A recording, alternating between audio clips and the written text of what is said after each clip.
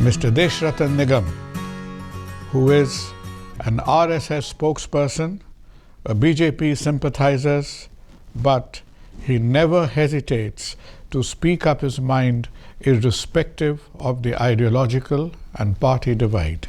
Despite the present dispensation in West Bengal and Swapan Das Gupta being locked down, you still have maintained the character of being a city of joy and knowledge. And thank you for inviting me. Mohan Bhagwat ji recently said, Muslims are happiest in India because we are Hindus. And some other eminent personality said, you are a Muslim, therefore I am a Hindu. You are a Christian, therefore I am a Hindu. Otherwise, we are a universal human beings. Therefore, the proposition today, let me bring out, and I'll do mostly through various examples. Let us look at our constitution.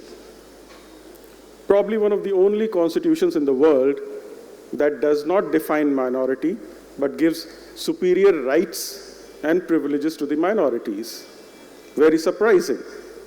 Well, what I say, why not treat actually a secular nation, everybody is equal. A population probably would be somewhere about, of the Muslim minorities, about 350 million in India, and you call them minority. Don't take away their rights, but give us the same rights. Free our temples from the government control. You don't control churches and mosques. You don't subsidize the Hajj subsidy, through Hajj subsidy.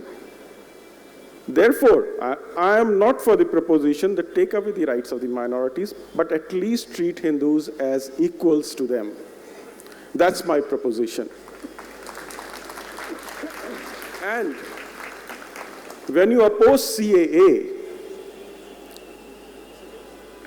from the neighboring countries who were religiously persecuted and say you want Muslims from those nations who already chose a nation and took 1/3 of our country, do you want to keep the hunted and the hunter in the same room? Certainly not.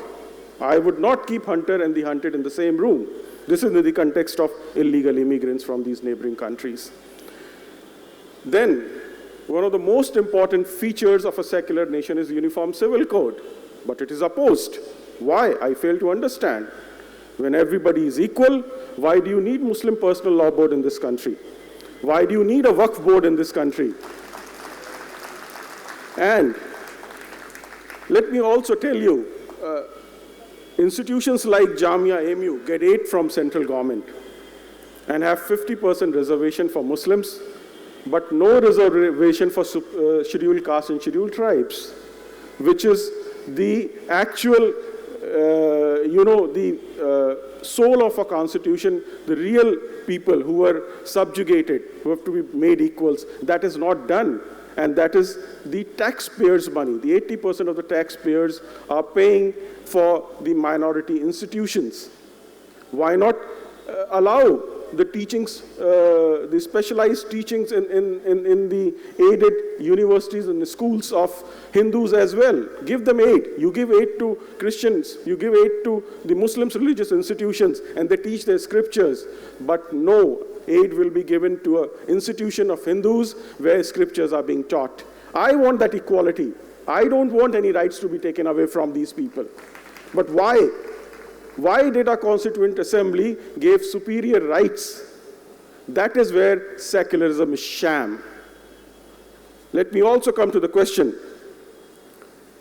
is you forget the reasonable classification, which in Hindi is called Tark Sangat Vargikaran, is inherent in our Constitution. It is based on that the superior and better rights and more rights have been given to the Muslims and other minorities.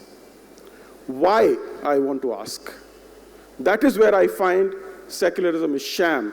Are we supposed to be, the 80% people in this country are supposed to be second-rate citizens of this country? No, we want equality. It is not that we want superiority over others, we want equality. Let me also bring in other examples. A very, curious kind of a thing. We follow our calendar. Sanatan calendar for all auspicious occasions, pujas and everything. But for government administration, you have a Gregorian calendar. For a new year, you have a Gregorian calendar. That is where secularism is sham. You have your Diwali and puja on all these occasions by following our own ancient calendar. But why? Why do you have to follow the Gregorian calendar when you have Vikram Samvat and Chak Samvat, which are far more advanced? Every date of our calendar gives at least 20 information. 20 information, where will be the sun, where will be the moon, what will be the position, and what auspicious thing it is there. Every date gives. But then we were supposed to inherit the Britishes. And let me also point out, I can keep on telling you, we call Quran holy, Hindus. We call Holy Bible. But if you read them, there are ways of killing us. There are plenty of ways that you will burn in hell. You will burn in, there are 20 modes of killing and given in Holy Scriptures. But we still say Holy Quran and Holy Bible. That is the kind of tolerance we have. We still consider it holy. And the causes, let me come to the causes. The causes are that we have negated the great Indian civilization. We have ignored it. We have wiped it from our history. How many people know of Lalitaditya, the king of Kashmir whose empire ran up to the Caspian Sea? It's wiped out from the history. The conversion of our temples into mosques and tombs, blatant. It's there on record. And nobody wants to write that in history. That's sham secularism. We don't need Western concepts. Hindus by nature are secular. You have to rewrite your history. You have to restore that balance, not to look down upon your own civilization. Ram Janmabhoomi is an assertion of the collective awakening of this country, where they are asserting that we have a civilization that we will not allow others to look down upon. Please remember that. We are not saying anything else. We are not saying take away their rights. We are only saying we have to assert ourselves. We are the people of this country. We 80% people have to give in the equal rights with the other 20%. We are not saying anything else. We are only demanding that equality within the Constitution, within the 4 parameters. I am rather very surprised how come Constituent Assembly missed defining minority. How can a nation not define a minority and still give benefits to the minorities? That's the question which has always troubled me.